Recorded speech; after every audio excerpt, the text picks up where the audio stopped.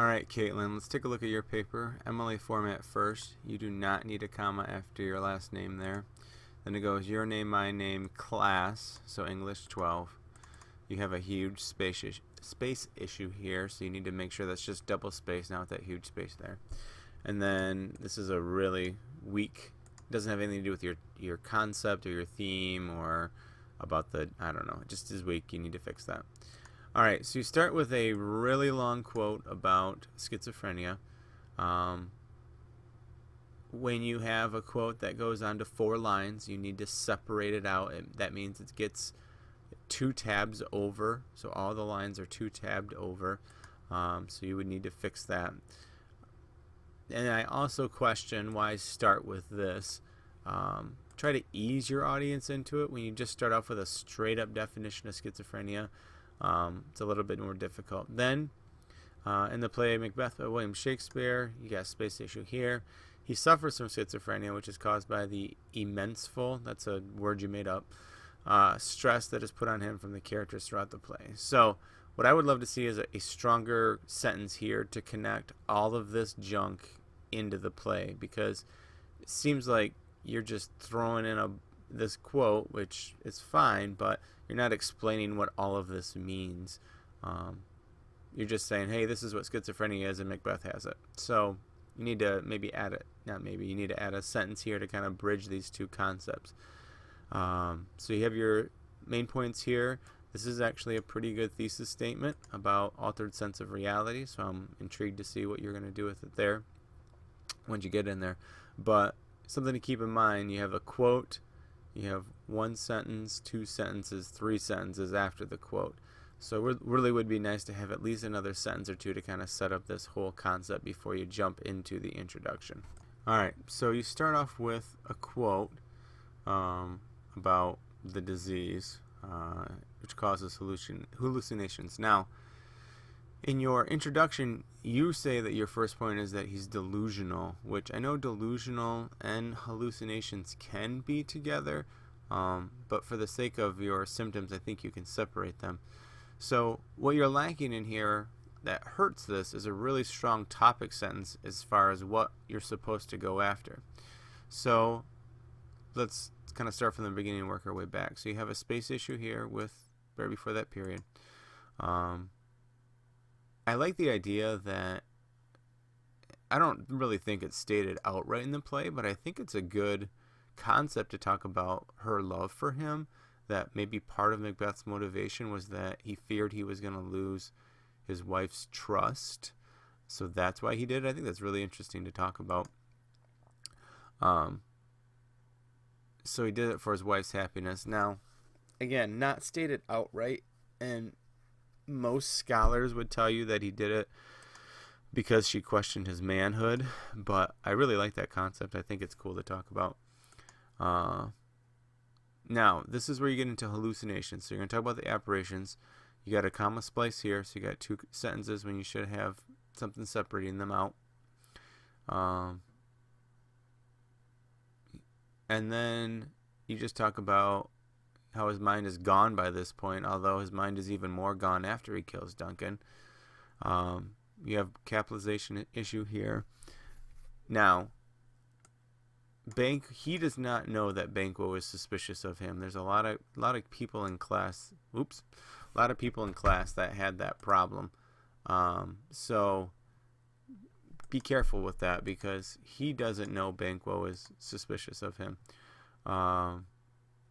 So then you talk about the ghost, which again, capitalization issue. Now, this is getting into the second part of this quote, which again, I don't even know what symptom this is. You haven't actually stated it outright in a topic sentence. But now you're talking about like someone is after you, so there's -1. You can't use you or your unless it's a quote. You have a comma splice here, which means you can't use this semicolon here. Then you got to make this a new sentence. And I would love to see where he's paranoid throughout the rest of the play that someone is going to find out. Show me a quote from that, because I don't know if you can. So he makes poor decisions as a king. This is yet a space issue here. Now, here's what I don't get. This quote is about him seeing the dagger, which I would think you'd want to put up here. This quote is about seeing Banquo's ghost, which I would think you'd want to put up here, but they're just randomly thrown in at the bottom of the paragraph, so I'm not sure why you do that. You do not need this at the end. Your words should set up who said these quotes and why they're important. So you'd want to move those as well. You need a. So here's your transitional statement. Unfortunately, comma, the symptoms don't stop just at hallucinations. I'd want you to be more specific on that transitional statement, what you're actually going into at the end of your paragraph, and then jump into it at the end. So the next one, start off with a long quote again, which I'm assuming you're meant to put a quote here. Again, it goes on. It's 4 pages or 4 lines, so you have to separate that out. All right, Katelyn, this is where we really need to figure out what we're doing here. Okay, so the first paragraph is supposed to be about delusions, and it's more about hallucinations, since you do use the two, the dagger and Banquo's ghost as your main examples. So the second paragraph is supposed to be about how his thinking is impaired, which your quote is about delusions. Becoming delusional is not uncommon. They are false beliefs causing you to think that you are being harmed or harassed. You think all comments are being directed towards you or at you. So that kind of sounds like your thinking is impaired, but again, you don't have a strong topic sentence to tell me actually what this paragraph is going to be about and how it works with the rest of your paper. So I struggled with this one a little bit for a number of different reasons. So let's go through it. This struggle that he has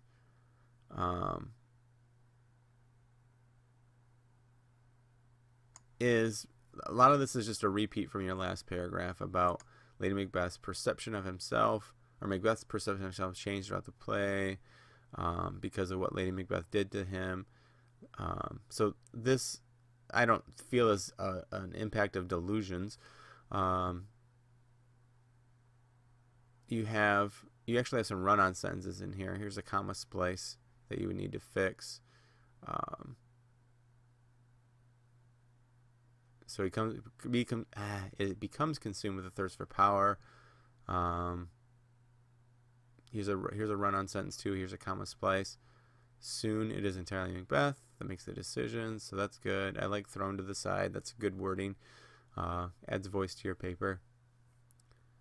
So now you're talking about the stress and guilt are too overwhelming. He finds it hard to believe that some of the action he takes are even his. Now, I like this concept, but let's go back to your thesis statement, okay? It causes him to have an altered sense of reality. Now, I want you to really tie that in a little bit more here. With this idea that he can't believe some of the actions he makes. Talk about his altered sense of reality. Talk about, I think you're definitely hinting at it a little bit here, but I think you need to dive into that and why this symptom, whatever it happens to be in this paragraph, is changing him. And I really like this, that he can't believe that what he's seeing. So I really like that quote. Again, get rid of that stuff at the end there. Now you're going to talk about confused thoughts and speech. So when I go back up here, this sounds like it's the third body paragraph. His thoughts and speech become incoherent. Yet it's the second body paragraph that I'm looking at. So I think, did you combine 2 into 1? I'm not exactly sure. They tend to check out. This should be capitalized for sure. And also, confused thoughts and speech are not shy of being one of the symptoms. That's kind of awkwardly worded. You want to go back and fix that. He can no longer think coherently, which you just got done saying here. He makes irrational decisions based on guilt and anxiety. And you've talked a lot about guilt and anxiety, which could be your theme in your thesis rather than altered sense, but that's up to you. This is, I already went over this. This is false. Now you're getting into the altered sense of reality, which is good. Don't use very. And I would want to see an example from the play, either just an example or a quote from the play to back that up, because I think you need to back that up. Okay, need a transitional statement. This is kind of one here, but this is the first time you've actually had a straight up good, well, it's not good, but at least it tells me what this paragraph is about. So that's a topic sentence here. You'd want to say, to make it great, Katelyn, for your topic sentence, you'd want to say, his sleep deprivation also causes him to ... something. So space issue right there, so fix that. Alright, so sleep deprivation, you use a quote from an outside source, you have a space issue here, this needs to be capitalized again. Already said stronger topic sentence. How does sleep deprivation have anything to do with him being paranoid that someone's going to figure out his death? I don't want to know how it affects Lady Macbeth, because this paper's not about Lady Macbeth, it's about Macbeth. And then space issue here. Then you have a long quote. Again, it's 4 lines. It's a good quote from Macbeth.